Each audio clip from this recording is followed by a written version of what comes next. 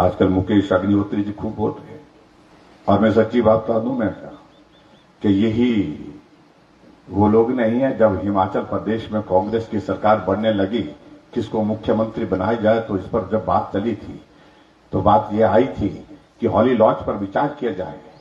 विचार करने के लिए जब प्रस्ताव रखा गया कहीं पार्टी के नेता जो कांग्रेस पार्टी के, तो मुकेश अग्निहोत्री ने कहा तो मैं चला। मैं इस प्रस्ताव के पक्ष में नहीं हूं, आप ही थे जो विरोध करने वाले थे, और अलग से ग्रुप बना करके बैठ गए। आज ना आप हॉली लॉज के साथ है और ना ही आप सुक्खू के साथ है। ये पूरा प्रदेश का बच्चा बच्चा जानता, मैं इस बात को कहना चाह रहा हूं। अगर बातें निकलती हैं तो पूरा खोल करके रखना चाहिए इनको, और इंतजार कर रहे हैं ये लोग।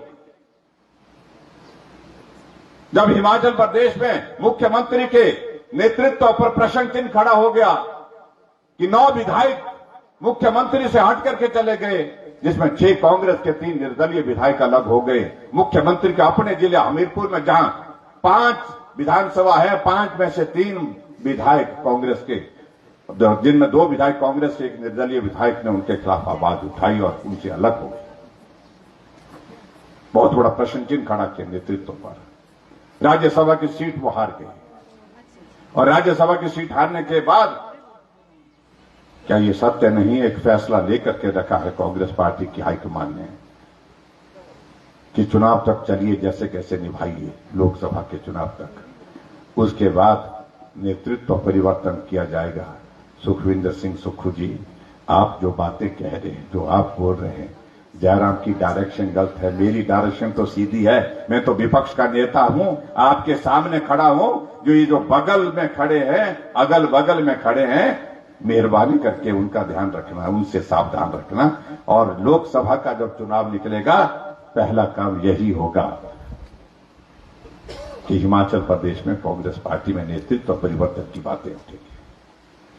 और यहां मंडी के पूछ रहे कि त्रासदी आई थी, कंगना जी आई नहीं, जैसे प्रतिभा सिंह हर गांव में आई, यहां पर हर घर में आई, यहां जयदेवी में आई थी क्या?